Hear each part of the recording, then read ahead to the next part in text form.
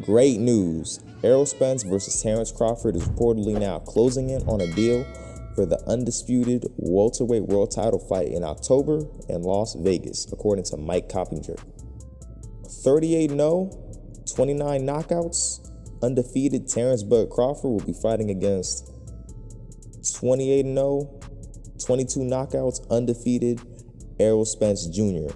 Now, look, this is great news. This is great news. This is great news because I've been waiting for this fight for a pretty long time. I've been wanting to see this fight for a bit, ever since I became a boxing fan, which was in 2020. So I'm a late bloomer. I'm new to this stuff, but still, like, ever since I had a liking for the sport, I've been wanting to see this matchup because I've seen most of their previous fights. I've seen most of them. And I think it would be a stylistic masterpiece. And also, the fight is so historically important. It's a very historically important fight. It's a very historical one because it's an undisputed welterweight title fight. The last undisputed welterweight fight that I can remember is, I'm pretty sure, was like Zab Judah versus Corey Spinks, I think, which was a great fight in itself. But it's been a long time since we've had an undisputed world title matchup. And throughout the years, there have been anticipation about this fight. There's been things like, oh, they're going to fight this year, and next year, and whatever year that they've said. And it still hadn't happened. The plan the whole time was for Spence to unify all the other belts and fight Crawford as the last opponent, when everybody was thinking that Errol Spence was going to fight Crawford next after unifying the title and doing another defense, which wasn't the case. Now, in my opinion, I like to scale fighters' performances when they fought the same opponents. Now, the opponent that they fought may have a lot of factors too, though. They may be a fighter who currently isn't in the same mental state. They're probably older now. They're probably less improved. They're probably more torn up from their last fight. They probably are trying something else. They're probably in a different weight class. All of those factors, but I'm going to use the most recent examples, like Sean Porter. Sean Porter fought both Errol Spence and Crawford. Sean Porter fought Crawford a different way than he fought Errol Spence. He did. They didn't fight each other the same. He didn't fight any of them the same. He didn't. Sean Porter fought Terrence Crawford from more of a boxing style rather than a typical brawling style that Sean Porter used against Errol Spence. And comparing both fights, Sean Porter was clearly the older fighter in this fight. Not older as in older than Terrence Crawford, but he was older than he was when he fought Errol Spence. This fight showed more limitation in Terrence Crawford more than anything, because in this fight he was taunting a lot. He wasn't doing that much. He was taunting most of the time. He was taunting, and it was taking rounds away from him being way too overconfident in himself, because most of the earlier rounds he was losing. That's why the fight ended up being so competitive on the scorecards, when people would have assumed that Porter would have been gotten outboxed terribly by Crawford, but that wasn't the case. And it really showed that Terrence Crawford could have a seriously competitive fight, because nobody really tested him in terms of competition in other fights. They didn't. The closest one was Kell Brook. Everyone else in Terrence Crawford's resume didn't really test him like that.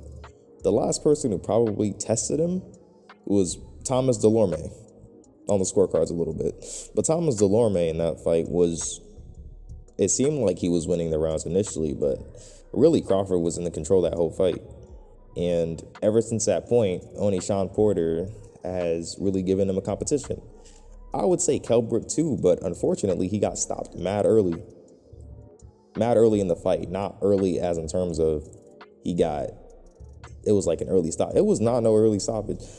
Like, Crawford got Kell Brook got punched in his orbital bone. He fell. His punch durability collapsed. And that happened along with his age. And that was the story of the fight. That fight was competitive though. Crawford won probably one of the two rounds while Kell Brook won the other two. which was dope. It gave Crawford some competition, but that fight was over pretty quickly.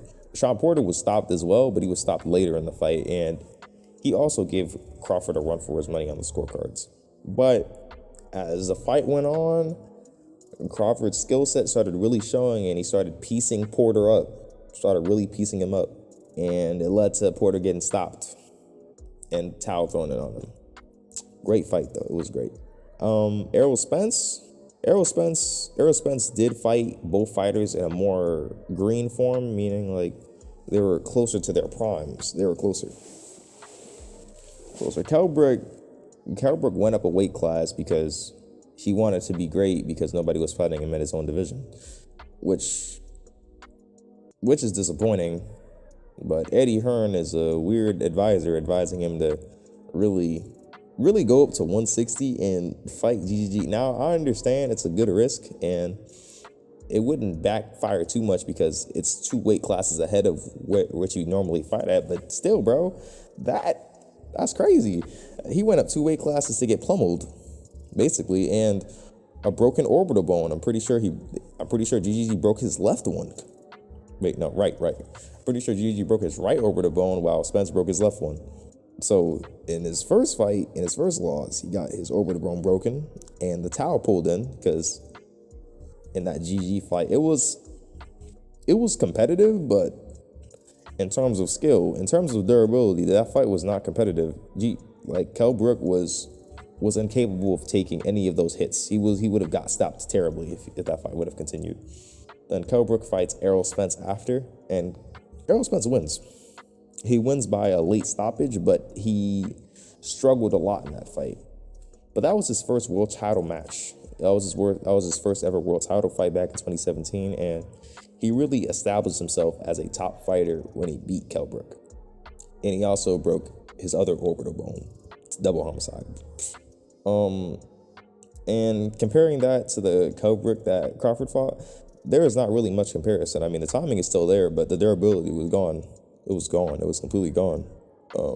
Sean Porter, the fight, I mean, Sean Porter has been pretty consistent throughout the past decade. He hasn't seemed to be washed. He's always been very active and very consistent with his work. There wasn't really a drastic decrease in his performance in both fights, but Porter was younger against Errol Spence.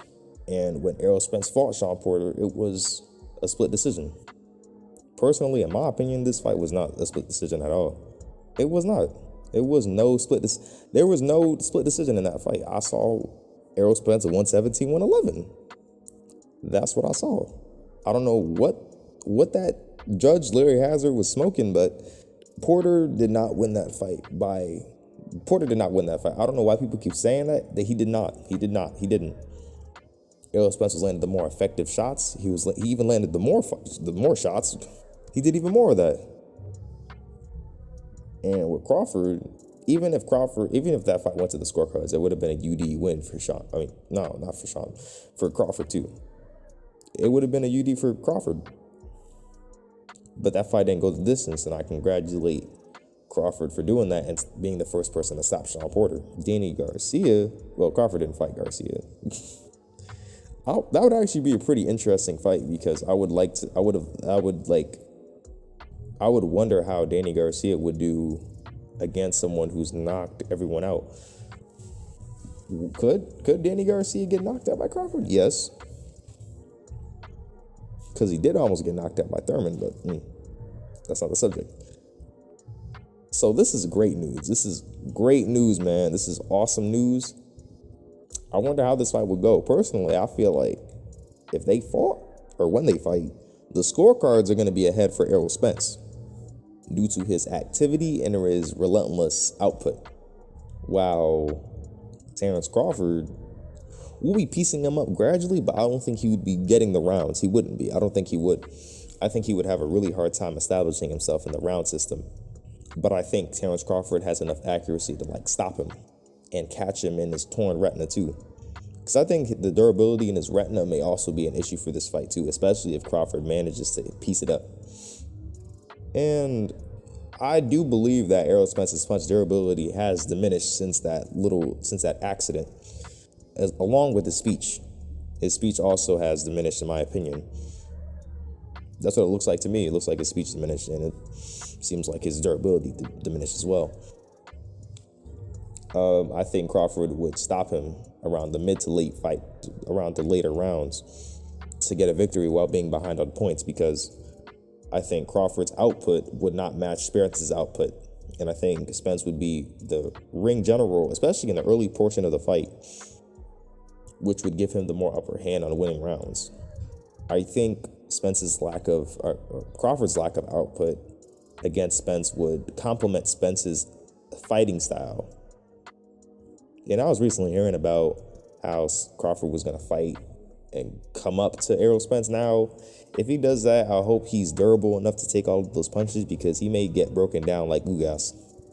That would not look good for Crawford, because I want to see Crawford versus some people at 154. So you guys should let me know how you guys feel about Spence versus Crawford. Do you think the fight's going to happen in actual October? Do you have anything else random to say? I have no idea. I hope you enjoyed the video. Please like and subscribe. It would mean a lot. All right, goodbye. Thank you for watching.